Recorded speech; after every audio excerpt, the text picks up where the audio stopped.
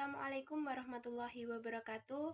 Saya di sini ingin mengucapkan terima kasih kepada Ibu dosen Erlinda Solihah SEMM telah membimbing kami semua di semester 3 ini pada mata kuliah perilaku konsumen. Baik, sebelumnya saya sendiri Dela Cahyanti dengan NIM 402200130 dan rekan saya Dian Puspitasari dengan NIM 402200131. Mohon maaf untuk hari ini rekan saya Dian Puspitasari tidak bisa melakukan presentasi dikarenakan Dian masih dalam keadaan sakit untuk tahap pemulihan. Jadi di sini yang presentasi hanya saya, tetapi dia sudah banyak membantu saya dalam pengerjaan makalah. Saya ucapkan terima kasih untuk Dian dan semoga cepat sembuh. Baik, tidak usah lama-lama, di sini saya akan mempresentasikan materi tentang sikap konsumen. Definisi sikap konsumen. Sikap merupakan kecenderungan yang dipelajari. Ini berarti bahwa sikap yang berkaitan dengan perilaku membeli terbentuk sebagai hasil dari pengalaman langsung mengenai produk, informasi secara lisan yang diperoleh dari orang lain atau terpapar oleh iklan di media massa, internet, dan berbagai bentuk pemasaran langsung. Sikap mungkin dihasilkan dari perilaku, tetapi sikap tidak sama dengan perilaku. Sikap dapat mendorong konsumen ke arah perilaku tertentu atau menarik konsumen dari perilaku tertentu.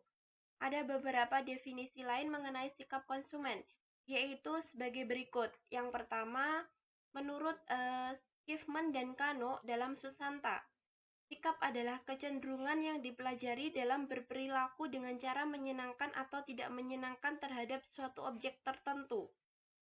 Yang kedua, ada menurut Sangaji dan Sopiah, sikap adalah tanggapan perasaan konsumen yang bisa berupa perasaan suka atau tidak suka terhadap objek tertentu. Sikap menggambarkan evaluasi, perasaan, serta kecenderungan seseorang yang relatif konsisten terhadap suatu objek atau gagasan. Sikap menempatkan orang pada suatu kerangka pikir tentang menyukai atau tidak menyukai sesuatu, mendekat atau menjauh dari hal itu. Dengan begitu, kita bisa mengetahui seseorang itu suka atau tidak dengan suatu barang atau hal-hal lain dari sikap mereka. Dari sini dapat disimpulkan sikap attitude konsumen adalah faktor penting yang akan mempengaruhi keputusan konsumen. Konsep sikap sangat berkaitan dengan konsep kepercayaan belief dan perilaku behavior. Selanjutnya adalah karakteristik sikap. Karakteristik sikap menurut Schiffman dan Kanuk 2008 terdiri dari yang pertama objek sikap. Objek dalam definisi mengenai sikap yang berorientasi pada konsumen harus ditafsirkan secara luas meliputi konsep yang berhubungan dengan konsumsi atau pemasaran khusus, seperti produk, merek, jasa kepemilikan, penggunaan produk, sebab-sebab atau isu, orang, iklan, situs internet, harga, medium, atau pedagang retail. Sikap adalah kecenderungan yang dipelajari. Hal ini berarti bahwa sikap yang berkaitan dengan perilaku membeli dibentuk sebagai hasil dari pengalaman langsung mengenai produk, informasi secara lisan dari orang lain, iklan media massa, dan bentuk pemasaran langsung seperti katalog retail.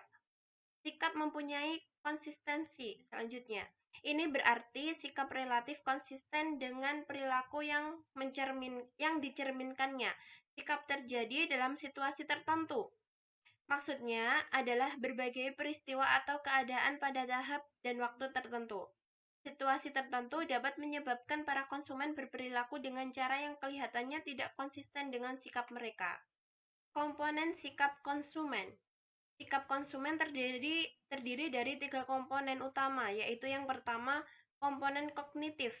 Komponen kognitif adalah pengetahuan dan persepsi yang diperoleh berdasarkan kombinasi pengalaman langsung dengan objek sikap dan informasi yang berkaitan dari berbagai sumber.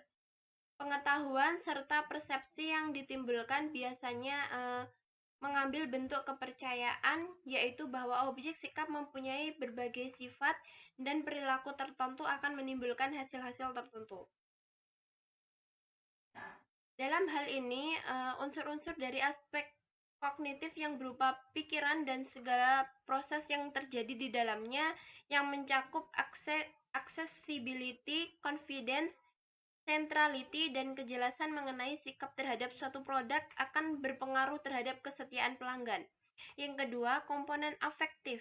Komponen afektif merupakan emosi atau perasaan konsumen mengenai produk atau merek tertentu. Emosi dan perasaan ini sering dianggap oleh para peneliti konsumen sangat evaluatif sifatnya, yaitu mencakup penilaian seseorang terhadap objek sikap secara langsung dan menyeluruh. Kondisi emosional pelanggan yang merupakan komponen dari sikap akan membentuk kesetiaan pelanggan.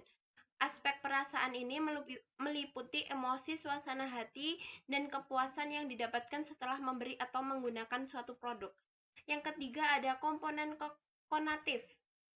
Komponen konatif berhubungan dengan kemungkinan atau kecenderungan bahwa individu akan melakukan tindakan khusus atau berperilaku dengan cara tertentu terhadap objek sikap tertentu. Menurut beberapa penafsiran komponen konatif, mungkin mencakup perilaku sesungguhnya itu sendiri. Dalam riset pemasaran dan konsumen, komponen ini sering dianggap sebagai pernyataan maksud konsumen untuk membeli. Kondisi merupakan kecenderungan yang ada pada pelanggan untuk melakukan tindakan tertentu. Selanjutnya adalah fungsi sikap. Sikap yang kita bicarakan juga mempunyai beberapa fungsi. Menurut Schiffman dan Canuck 2010 ada 4 fungsi sikap, yaitu fungsi utilitarian, fungsi memeperahkan ego, fungsi ekspresi nilai, dan fungsi pengetahuan. Yang pertama ada fungsi utilitarian. Sikap berfungsi mengarahkan perilaku untuk mendapatkan penguatan positif atau menghindarkan resiko. Karena itu, sikap berperan seperti operant conditioning. Manfaat produk bagi konsumenlah yang menyebabkan seseorang menyukai produk tersebut. Sebagai contoh, orang suka makan sayur dan buah-buahan karena keduanya mengandung serat yang sangat bermanfaat bagi kesehatan dan kebugaran konsumen. Sebaliknya, seseorang tidak merokok karena rokok membahayakan bagi kesehatan. Selanjutnya, fungsi mempertahankan ego. Sikap berfungsi untuk melindungi seseorang dari keraguan yang muncul dari dalam dirinya sendiri atau dari faktor luar yang mungkin menjadi ancaman bagi dirinya. Sikap tersebut berfungsi untuk meningkatkan rasa aman dari ancaman yang datang dan menghilangkan keraguan yang ada dalam diri konsumen. Sikap akan menimbulkan kepercayaan diri, lebih baik untuk meningkatkan citra diri dan mengatasi ancaman dari luar. Sebuah iklan cetak dari susu Suntansal memberi pesan dengan konsep fungsi mempertahankan ego. Konsumen memiliki rasa khawatir menjadi tua. Ia harus melawan rasa takut tersebut dengan mempertahankan rasa egonya. Sustansel memberi solusi agar konsumen terhindar dari rasa takut tua dengan mengkonsumsi susu Sustansel. Selanjutnya, fungsi ekspresi diri. Sikap berfungsi untuk menyatakan nilai, gaya hidup, dan identitas sosial dari seseorang. Sikap menggambarkan minat, kegiatan, dan opini dari seseorang konsumen. Ia selalu membeli pakaian di butik dan tidak suka membeli pakaian di toko. Ini dalam gambaran ekspresi kelas sosial seseorang. Butik selalu diasosiasikan dengan tempat penjualan pakaian yang baik dan berkelas. Sebuah iklan Rolex pernah menampilkan seorang selebriti mengungkapkan penghargaan atau memberikan nilai yang tinggi terhadap ketepatan waktu. Ia mengungkapkannya seperti ini. Waktu adalah hal yang paling saya hargai dibandingkan hal lainnya dan semakin hari semakin tak ternilai. Iklan tersebut secara tidak langsung menyatakan bahwa Rolex adalah jam yang memberikan ekspresi nilai terhadap orang yang menggunakannya. Fungsi pengetahuan. Keingintahuan adalah salah satu karakter konsumen yang penting. Ia selalu ingin tahu banyak hal, merupakan kebutuhan konsumen. Seringkali konsumen perlu tahu produk terlebih dahulu sebelum ia menyukai kemudian membeli produk tersebut. Pengetahuan yang baik mengenai suatu produk tersebut, karena itu sikap positif terhadap suatu produk seringkali mencerminkan pengetahuan konsumen terhadap suatu produk. Keterkaitan sikap dan kepercayaan. Fokus utama para pemasar adalah bagaimana kepercayaan mempengaruhi sikap terhadap merek dan bagaimana sikap terhadap merek. mempengaruhi perilaku. Hubungan di antara ketiga itu penting bagi pemasar karena akan menentukan strategi pemasaran yang berhasil. Jika, jika iklan yang ditampilkan mampu menciptakan kepercayaan positif terhadap merek, konsumen akan lebih mungkin untuk mempunyai sikap positif dan membeli produk tersebut. Kepuasan atas penggunaan produk memperkuat sikap dan mempertinggi probabilitas pembelian kembali. Keterkaitan antara sikap dan kepercayaan dijelaskan oleh beberapa teori seperti teori keseimbangan, teori pengharapan nilai, dan teori multi-atribut. Teori keseimbangan. Teori ini manusia dianggap selalu menjaga keseimbangan antara kepercayaan yang ada pada dirinya dengan evaluasi. Artinya, orang akan mencari keseimbangan jika misalnya informasi baru yang diterimanya tidak sesuai dengan kepercayaan yang selama ini diyakininya. Dalam teori ini ada 3 elemen yang harus ada agar proses keseimbangan bisa tercapai, yaitu yang pertama orang yang merasakan, yang kedua sikap terhadap suatu objek, dan yang keempat objek lain, yang ketiga objek lain yang berhubungan dengan objek pertama. Namun demikian ada juga kasus ketika kepercayaan dan evaluasi secara keseluruhan tidak ada hubungan. MC Donald dipercaya sebagai tempat yang baik untuk keluarga yang mempunyai pelayanan yang cepat. Kepercayaan itu akan kurang relevan bagi konsumen yang sendirian dan menginginkan kesenangan dalam makan. Konsumen yang sendirian mungkin mempunyai kepercayaan yang positif, tetapi mereka tidak akan memasukkan MC Donald ini sebagai tempat makanan karena dia menginginkan suasana yang tenang untuk makan. Selanjutnya, teori pengharapan nilai.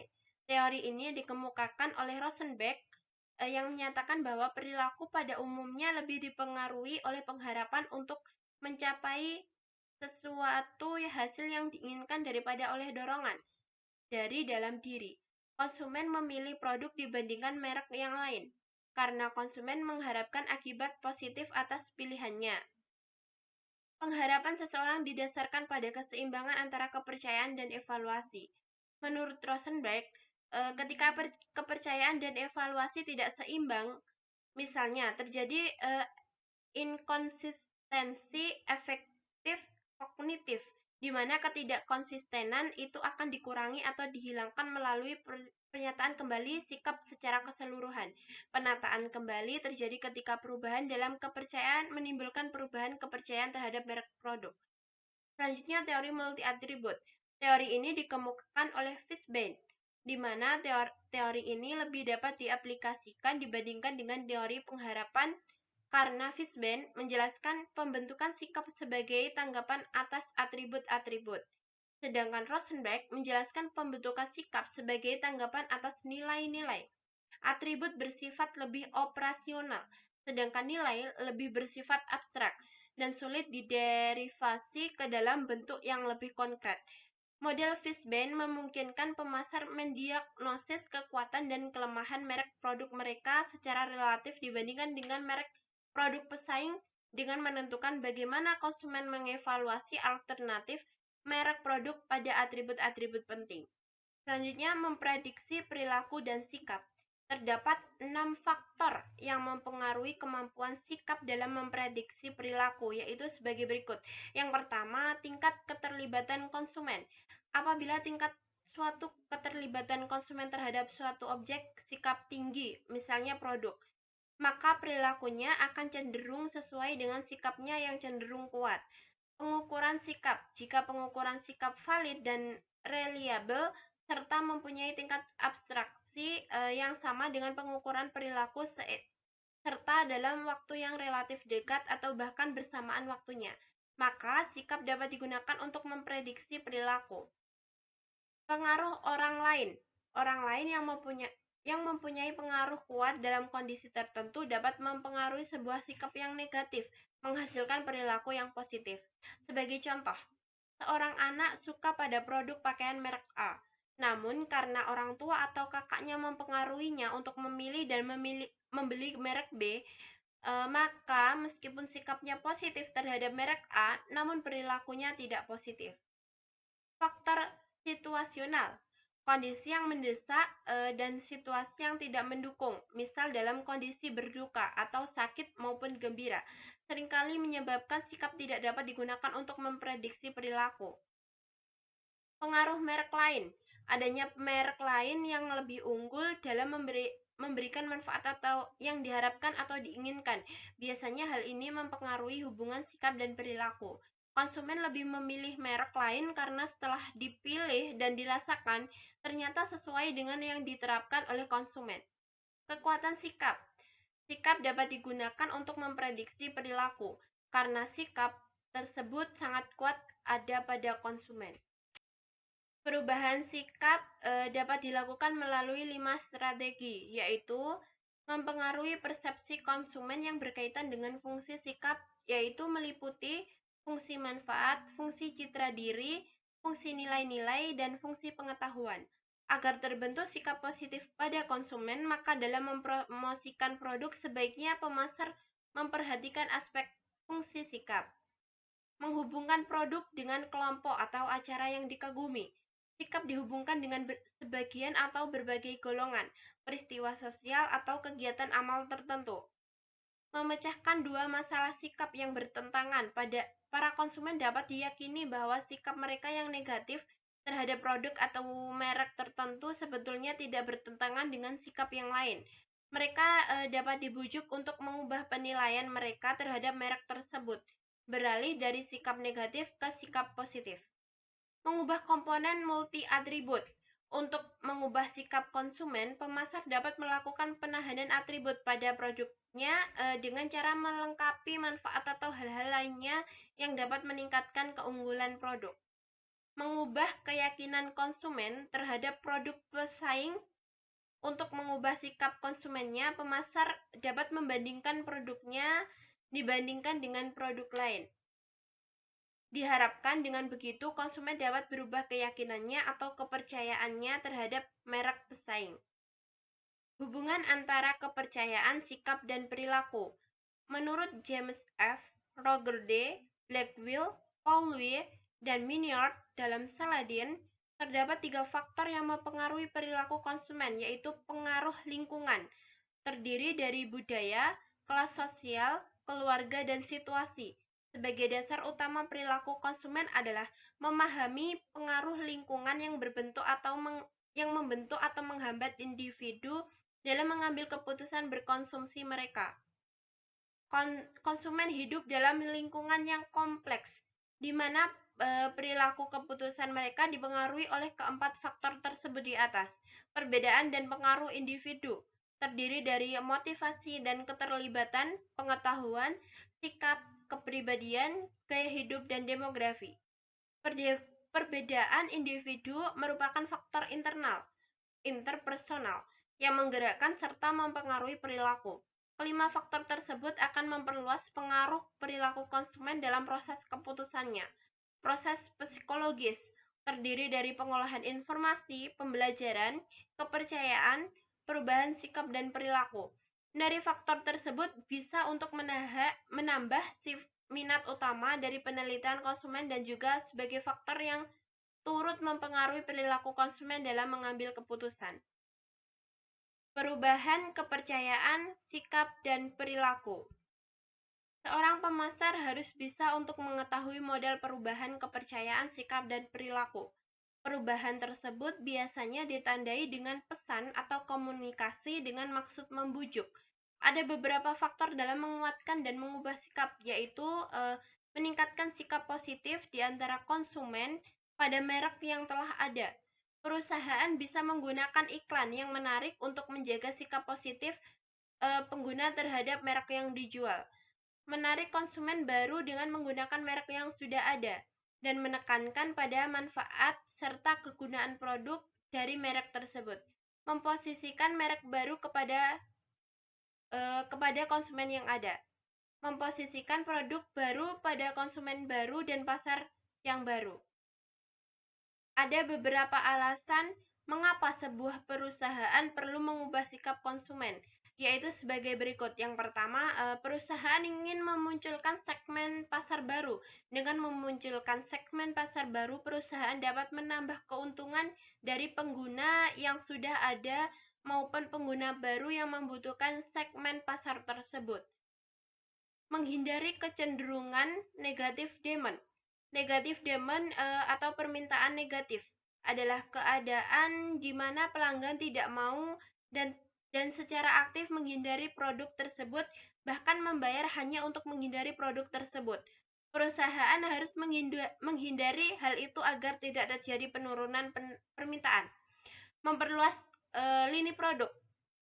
Perusahaan berusaha untuk mengubah sikap konsumen untuk menyesuaikan dengan lini produk yang baru yang diproduksi, untuk membangun keunggulan yang kompetitif, agar perusahaan mempunyai posisi yang positif dan bagus di mata para konsumen. Selanjutnya adalah menurut Asail yang dikutip oleh Sutisna, kondisi-kondisi yang mungkin menyebabkan kurangnya hubungan antara kepercayaan, sikap, dan perilaku sebagai berikut. Kurangnya keterlibatan sikap akan kurang mempunyai hubungan dengan perilaku pada kategori produk low involvement. Kurangnya pengalaman penggunaan produk secara langsung. Studi yang dilakukan oleh Berger dan Mitchell menemukan bahwa ketika konsumen mempunyai pengalaman langsung, sikap mereka akan lebih mungkin berhubungan dengan perilaku. Kurangnya hal-hal yang bersifat instrumental dirasakan oleh konsumen. Sikap tidak mungkin berkaitan dengan perilaku jika kepercayaan merek tidak bertalian dengan nilai-nilai konsumen pada sereal yang mengandung kalori lebih sedikit.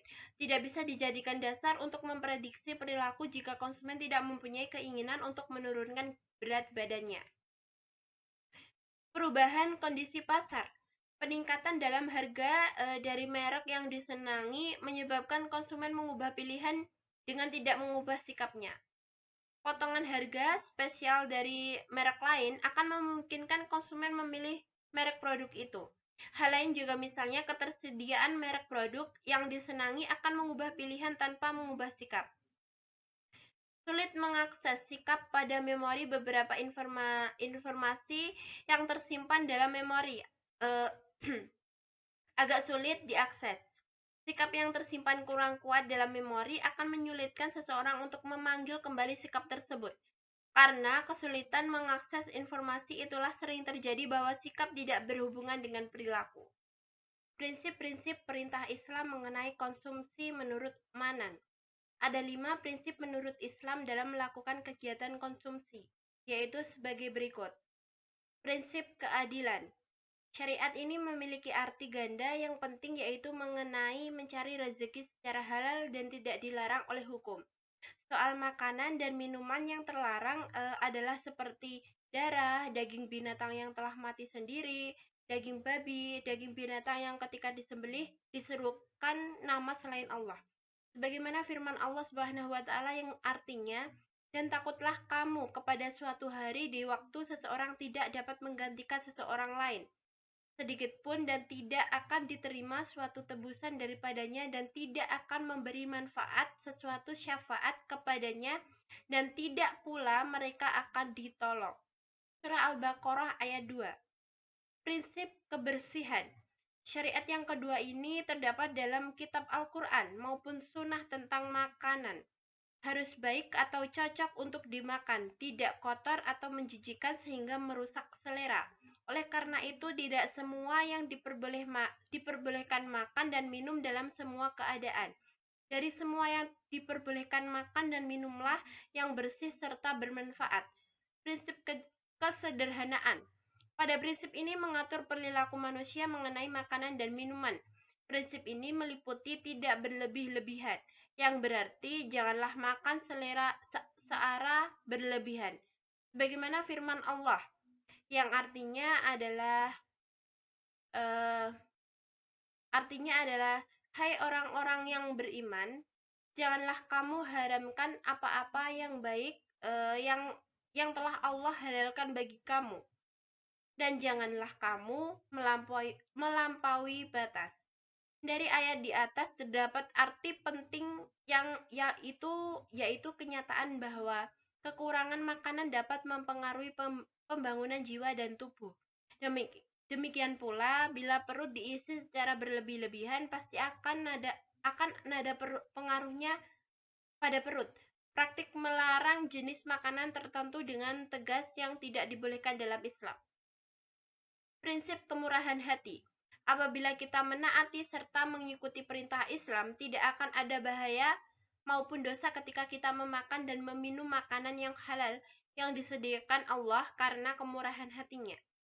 Selama tujuannya untuk kelangsungan hidup serta kesehatan yang lebih baik dengan tujuan untuk menunaikan perintah Allah dengan disertai keimanan yang kuat dalam tuntunannya. Dan perbuatan adil sesuai dengan itu yang menjamin sesuai dengan semua perintahnya. Hal ini tertuang dalam firman Allah Subhanahu wa taala yang artinya, dihalalkan bagimu binatang buruan laut dan makanan yang berasal dari laut sebagai makanan yang lezat bagimu dan bagi orang-orang dalam perjalanan. Selanjutnya, prinsip moralitas.